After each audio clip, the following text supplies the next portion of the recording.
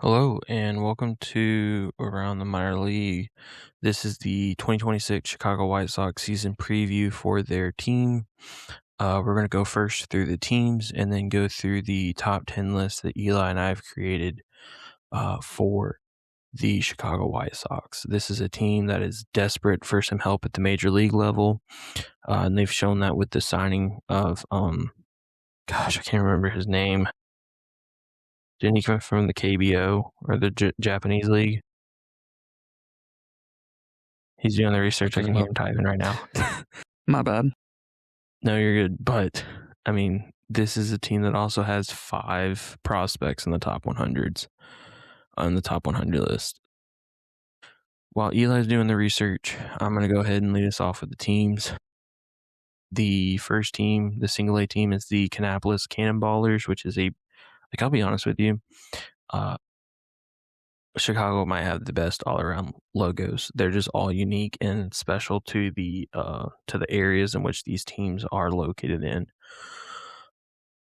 Kannapolis Cannonballers, they're in Kannapolis, North Carolina. They play at the Atrium Health Ballpark. They play in the Carolina League. They had a record last year of 64-68. In High A, they have the Winston-Salem Dash, which is located in Winston-Salem, North Carolina. They play at Truist Stadium. They play in the South Atlantic League. They had a record last year of 56-74. And then we move on to Double A. The Birmingham Barons, which are located in Birmingham, Alabama. They play at Region Field. They play in the Southern League. They had a record last year of 81-57. They were the champions last year of the Southern League. Coming in at AAA, we have the Charlotte Knights out of Charlotte, North Carolina at Truist Field. So we have 2 teams that play at Truist named stadiums. This is by far my favorite stadium in all of the league that might have the best backdrop behind the stadium in all of minor league baseball. It is smack dab in the middle of downtown Charlotte, North Carolina. It is beautiful. They play in the International League. They had a record last year of 65-85. So, I'm going to go, my favorite logo is going to be the Cannonballers, I'm going to say.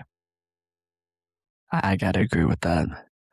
The player you were thinking of was Munetaka. You are so loud, dude. I don't know why. I don't know why. That's better. Okay. But it's Munetaka Murakami. Gotcha. All right. You me lead it off, or you want to lead it off? I can lead it off. So the number 1 spot on our list goes to Braden Montgomery. He's an outfielder in the White Sox organization. He's the number 36 prospect in all of minor league baseball. The number 7th outfield prospect. Okay. Played single A, high A, and double A. Most of his time in high A. Had a 270 average, 360 on base percentage, 4.44 slugging, 12 home runs, 68 RBIs, and 14 stolen bases. Was the 12th pick in the 2024 draft. Was drafted by the Red Sox, and then was sent to the White Sox in the Garrett Crockett trade. Crochet. I don't know why I said Crockett. What the heck? I'm exhausted from today. You are too. Keep going. It's all good. He is a switch hitter. Raw power at the plate with an extremely fast bat speed. Average speed. Needs to focus on rising the ball some. He is assigned to Birmingham, which I think for him is a great place for him to be at. Yeah, only being 22 and coming into a new organization, Yeah, he needs to take the time to develop. I feel like a little bit more, but it seems like the White Sox got themselves a steal in that trade. His only issue is just rising the ball a little bit more off the ground than just they just want to see some more lift out of his bat more than anything. Driving the ball to the outfield is his big thing. Good. Yep. Okay. Moving to number 2 on our list, we have Noah Schultz. He is the number 49th prospect in all of baseball, the number 7 left-handed pitching prospect in minor league baseball. He had a record last year of 4-5, a 4.68 ERA, 73 innings pitched, 76 strikeouts over the 73 innings, had an average against of 284, and a WHIP of 167. He had 17 starts in 2025. Split his time between AA and AAA. Most of his time was in AA. His AAA numbers honestly were atrocious, to be quite honest with you. He's going to need some time to develop there before he can go up and start facing some of these MLB bats, in my opinion. He was the first-round draft pick for the White Sox in 2022, so the fact that it's now, 4 years later and he's in AAA is pretty good, to be honest with you, especially for a pitcher. One thing to note about him, this dude is a presence on the mound. The guy's 6'10". So good luck hitting that. Because he has a fastball that tops out at 99 and sits in the mid-90s. He has a slider in the low 80s, a changeup in the upper 80s. It's funny because he's got a 4-seam and a 2-seam. His 4-seam's his strikeout pitch. His 2-seam's his ground pitch. I watched some film on this guy, and the mirror plane between his pitches is insane. The way that everything looks the same coming out of his arm and everything like that. This is going to become a common thing. I think, if I'm not mistaken, did I make note of it? Okay. This is one of a few guys that is actually, believe it or not, from Chicago. And I think there's a few guys on this list, and if I find them, I'll point them out. White Sox have quite a few guys from the Illinois state and the city of Chicago, which I think is very impressive. I feel like you're going to have some I think you're going to have some guys actually fight and battle their way to get to the major league, so they know that they're playing in front of a home crowd every night, and not just home crowd meaning their team, but also their actual home crowd. You know what I mean? He's assigned to AAA right now, which is perfectly fine with me. He needs to stay there for a little bit and get those numbers fixed a little bit before we start bumping him up. Nobody in the Southern League wants to see him again. No, absolutely not. I can tell you this. When he would make his stride, he was landing in the grass. I was going to say, he's practically halfway to the plate. I mean, you didn't get the 2.1 seconds that everybody says you get with a normal fastball. I don't doubt it. I don't doubt it. And you were talking about his pitch mirroring. I can remember the batting coach telling the guys, like, hey, this is what you need to watch out for.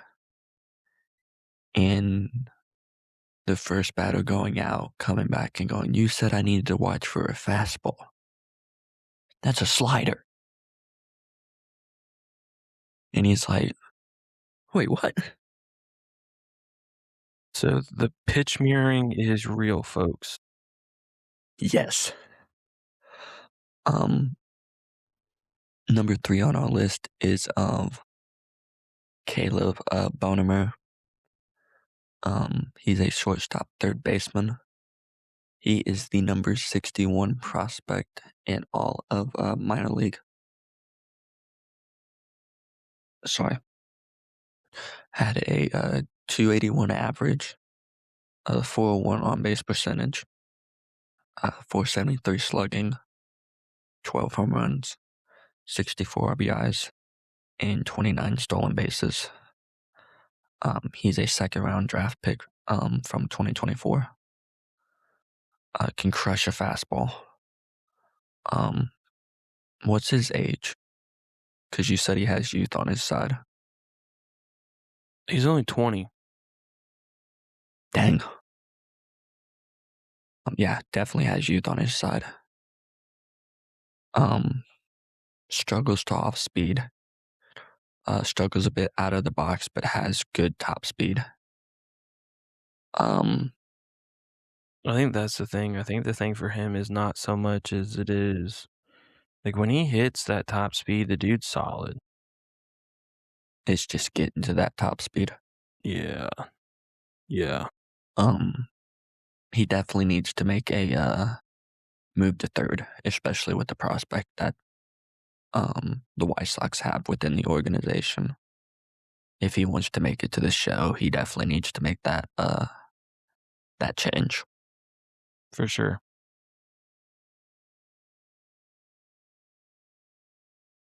Moving to number 4 on our list, it is Billy Carlson, a shortstop in the organization.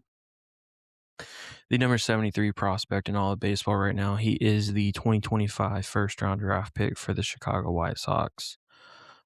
He has no numbers.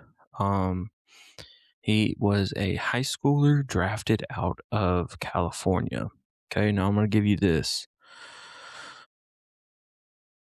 This high school in California, Corona High School, in 2025 had the highest drafted pair of high school teammates ever.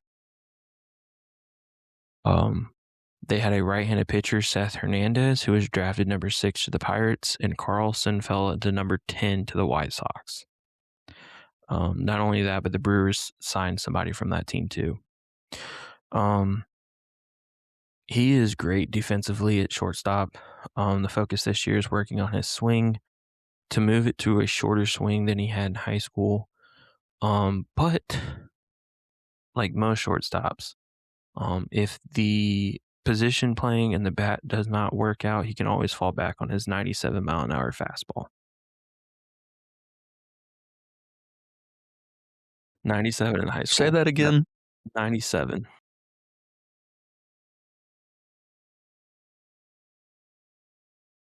So, yeah. Why is he not a pitcher? Because apparently he can play better at shortstop. I mean, there's people in the organization saying that this dude is no doubt going to be a Gold Glover one day. He's got a 97-mile-per-hour cannon on his arm. What do you think? All right, you got number 5, my guy. That's ridiculous. Number 5 on our list is Hagen Smith. He's a left-handed pitcher. He is the number 72 prospect in all of minor league baseball. 20 starts in 20 games for Double-A. He went 3-3, had a 3.75 ERA, 75 and 2/3 innings pitched, 108 strikeouts, a 166 average against him, and a 1.3 whip. Was a first-round draft pick in 2024. Has a fastball in the mid-90s, a slider in the low 80s, and a splitter in the upper 80s. Has a good arm slot and good arm speed. Has above average pitch release that makes everything flow together. So he kind of has that mirroring aspect as well. Needs to work on control a little bit. He has a tendency of rushing his delivery. So I think the focus for him this year is just slowing that down and working on control more than anything. Yeah, I think slowing down the delivery will cause better control, and that's the big issue for him.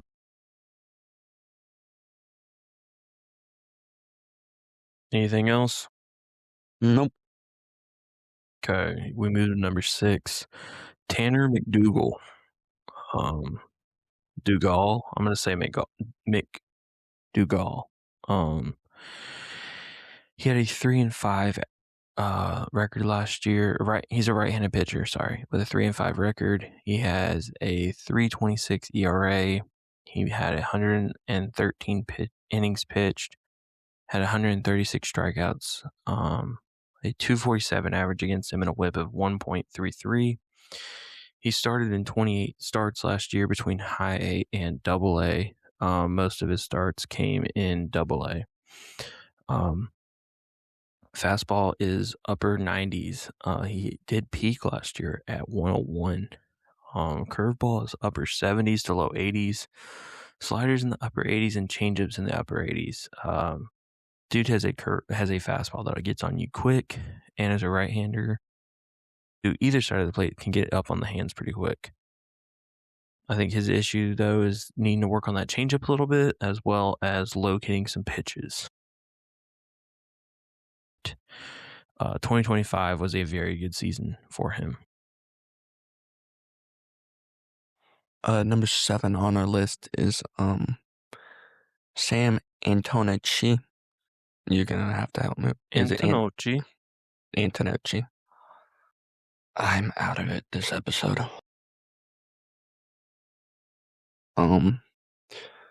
Played 2025 in rookie ball, high A and double A. Had a 291 average, a 433 on base percentage, a 409 slugging, 5 home runs, 57 RBIs, and 48 stolen bases. That is ridiculous. Yeah. Especially the stolen bases. Yeah, 48 stolen bases is insane.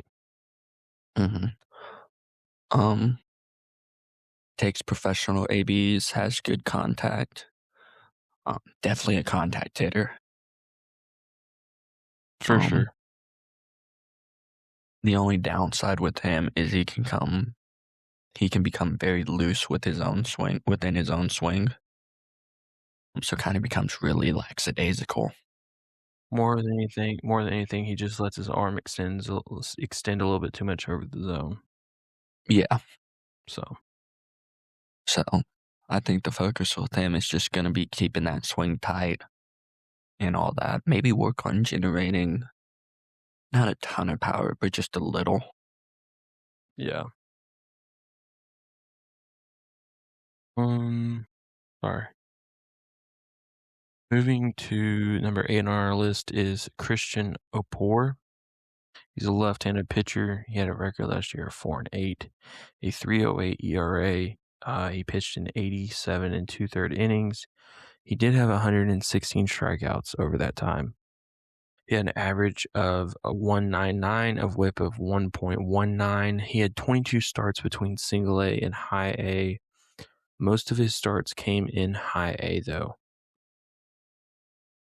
He has a fastball that sits mid-90s, a slider in the low 80s, and a changeup in the low 80s. And that changeup is his most reliable pitch, I would say. There's not really many cons on this guy, to be honest with you. His changeup is his best pitch that he throws to the right-handed hitters. I think for him, his biggest issue is his walk rate. It just needs to be lowered. It's a little too high for a lot of people's likings right now.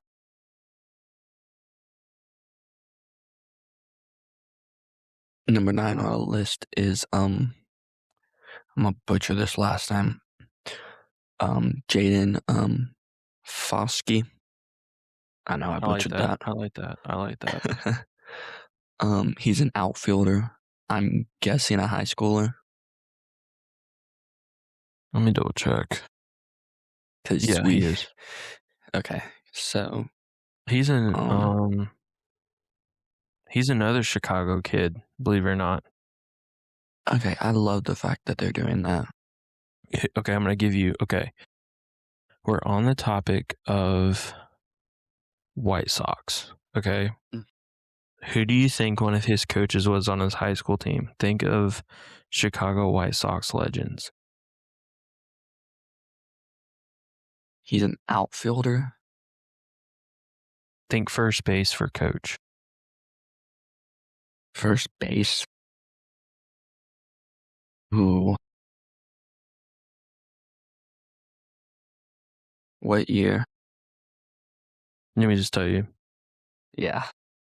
One of his assistant coaches was Jim Thome, I wouldn't have thought of Foamy. which is crazy if you ask me. That is.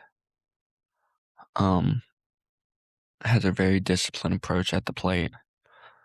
Biggest thing for him coming into the organization is he needs to work on his arm strength, especially to play outfield.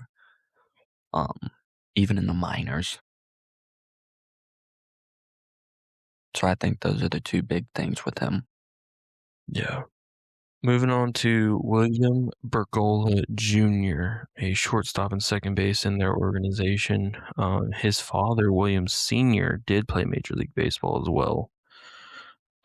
He was signed by the Phillies, and then in 24 was sent to the White Sox in a trade that sent Tanner Banks to the Phillies. Bergolla Jr. had an average last year of 286, an on-base percentage of 342, a slugging of 333. He had 0 home runs, 36 RBIs, and 40 stolen bases. What I'm noticing is these White Sox players run. Other minor leaguers do. He played all of 2025 in Double-A. Now, here's a very impressive stat. You ready for this? Mm-hmm. He only had 26 strikeouts and 486 at-bats last year. That is definitely puts impressive. the ball in play.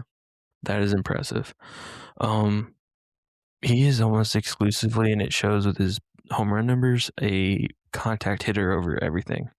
And he has very good speed on these bases, and that shows in his his stolen base numbers. I think the best way for him to grow would be to use his speed to get further up in the organization. Yeah, I mean, I agree. Got anybody else you want to talk about? No, not really. Okay. Well, that is our 2026 season preview for the Chicago White Sox. Make sure that you follow us on social media on our Instagram at Around the Minor League. There you can find the links to our Apple Podcast, Spotify, our YouTube. Make sure to give us a follow on whichever one you listen to, whichever platform you listen to, and give us a review. And then give us a follow on our socials. Trying to grow that as best we can. So, you guys have a good rest of your day.